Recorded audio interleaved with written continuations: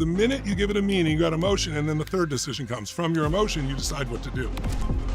So how does that relate to what I shared with you? Well, my father focused on the fact he'd not fed his family. How do I know? Because he said it under his breath a million times, right, during that day.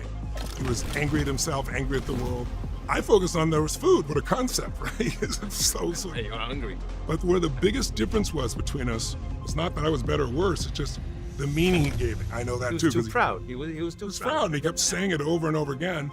And so he decided in that emotional state to leave the family. My entire life, the reason I'm here with you is because of one meaning difference. My dad had always said, no one cares about anybody else. And we lived in a community where I thought people were rich. They were lower middle class, but we were literally on the other side of the railroad tracks. We were looked down on. And it looked like he was right. But now that day changed everything because my brain went, strangers care. It's not true that people don't care. Somebody didn't even want credit and they fed my family. Yeah. And that made me want to take care of strangers. And it's starting me on this journey. So I promised myself, at 11 years old, I'm going to do this for at least 2 other families. I didn't have the word pay it forward in those days, but I'm going to make sure I share this. I think it started because I love people. I hate to see people in pain. And I suffered a lot in my youth, as a lot of people do. I had 4 different fathers. We were very poor financially, but even worse was just the fighting between my parents. And my mother was a beautiful soul. I wouldn't be who I am without her. But when she mixed alcohol with prescription drugs, she was a different person. She was quite violent. So I was 5'1" in high school. She would grab my hair and smash me against the wall till I bled, or she thought I was lying and I wasn't. She'd pour liquid soap till I threw up. It was pretty extreme. If she'd been the mom I wanted her to be, I wouldn't be the man I'm proud to be, because I had to become a practical psychologist. I learned how to manage her moods and her emotions. And honestly, that was the beginning of it all for me. I went to a seminar by a man named Jim Rohn, a personal development speaker. And I went because I was working for this guy that was a janitor. And then on the weekends, I'd do anything to help pay for money to keep the family going. I was 17, just turning 17. And this guy, I worked for him and I worked hard, and he took me out for lunch afterwards. Said, "You're the hardest working kid I've ever had working for me." He was buying and selling homes in Orange County, California in the 70s and flipping them and doing well. And he used cheap labor, right? Which is what I was. And I said, well, my dad, and I wasn't trying to be funny. When you're a kid, you don't realize. I said, well, my dad said you used to be such a loser and now you're so successful. Like, how'd you do that? And he said, your dad said, what?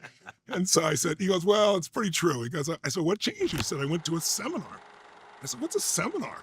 Never heard the word. He said, well, it's where a man takes 20, 30 years of his life and condenses it, someone who's successful, and shows you exactly the pathway of how they did it so you can save yourself. I said, wow. I said, how much is that thing to go to one of those? He said $35, which would be like $250 in today's dollars, right? Yeah. Inflation. And I'm making at the time $45 a week, $40 a week, $42.50 a week, literally. Big and so it's like a week's choice. So I said, hey, could you get me in? And he says, sure. But he didn't follow up. I said, well, will you? And he said, no. And I said, why not? Yeah. He goes, because if you don't pay for it, you won't value it. I said, I'll value it. Trust me, man. I'm on my own. I'm 17. There's a little bit of truth in that, for sure. So I struggled for what I thought was the biggest decision of my life financially, a week's pay to go learn from some guy I've never met before. But I made the decision, and then I eventually went to work for Jim Rohn as a speaker. I was 17 years old, and I went out and did talks, and I was an evangelist because I saw how much it could change people's lives. But he gave me a gift, and one of the greatest gifts he gave me, it taught me a lot of philosophy, simple stuff like, for things to change, you got to change. For things to get better, you got to get better. Like total 100% responsibility. But also, I remember asking him about my fathers. I said, all 4 of my fathers were good men.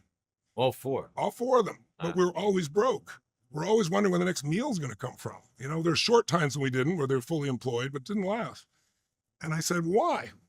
And I said, why is this school teacher makes, those days was $35,000 a year, and this hedge fund guy makes $1 billion a year? That's so unfair.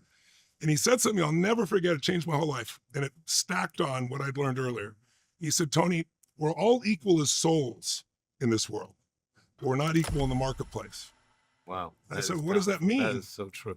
He said, well, the teacher's equal. These people are equal. He said, let's look at McDonald's. He said, think about this. Can you make twice as much money in the same amount of time? Are there people that do that? I said, well, sure, more than my family does.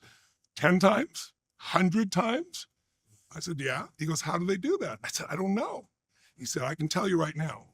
They find a way to add more value to other people's lives than anybody else. They do more for others than anybody in their industry, and they dominate their industry. He said, take McDonald's. Somebody goes to work at McDonald's, I forget what it was then, X dollars an hour, minimum wage.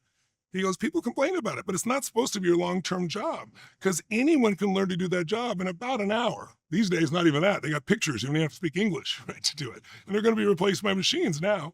But he said, look, that's a beginning job. He said, the teacher, you're talking about, if you're not willing to take risks, you don't get rewarded at the same level. They want to be rewarded for the time they're there, not for the results. I said, but I had some great teachers. He said, so do I, but how many of them? I said, I had 2 or 3 that were really great. He goes, out of all your education, and they worked with a small number of people. He said, that guy who made $1 billion you're talking about, he had a 40% return last year. He said, he's creating futures for all these nonprofits. He's creating money that's helping to compound so kids can go to college. He made $30 billion for people, so he got $1 billion. But what was interesting is I learned that from him, and I put it to work. I went to work for Jim Rohn, then I started my own company. Then I started studying patterns. Like I started to realize everything's a pattern. History has patterns, financial investments are patterns, how to grow a business is a pattern. And so I started working with, I got a chance to turn people around. I learned something called neurolinguistic programming, how language affects the nervous system. And instead of language, the way you say something, or yes, how it can change someone's nervous system. So how you stand, how you say loud, lower, deeper. If somebody's depressed, their shoulders are more down. Where's their head? Down. They're going to talk loud or quiet, faster, slow. You change someone's shoulders, you change the tempo of their breath, the tempo of their speaking, a gesture, and their entire biochemistry changes. So I'm known for taking all these people who are depressed and show them how to turn around and how to then sustain it. But I started doing that, and I started challenging psychiatrists, saying, give me your worst patient, I'll have them in 1 hour. A guy that been working with a woman for 7 years with a snake phobia. I did it on stage, and that launched me. So that became my tool. Now, today, I train therapists. They get credits for studying my work to stay, their continuing education credits. But back then, I was, a young kid, proving myself. And I was And is it lasting? I mean, is it? Absolutely lasting. So people know that, and they feel, and they start standing taller, more strength. Well, it's even more than taller. It's that your brain works differently. Your emotions are different. It's a new pattern of how you think and feel and behave. So everything is interpreted from a different level.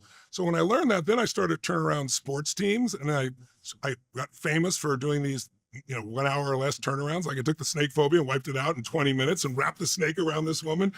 But gradually then I started to work with some athletes in the Olympics and turn them around, and then Nelson Mandela and the Mother Teresa, then Bill Clinton, and then gradually I learned how to build businesses. And I have 114 companies. We do $9 billion in business across all these industries. And I don't have no traditional education. It's all from learning from the best and applying it. And then I teach other people how to do it. So you see all the things stacked. Like it was great, that experience and the meaning of people care. I care about people, huge.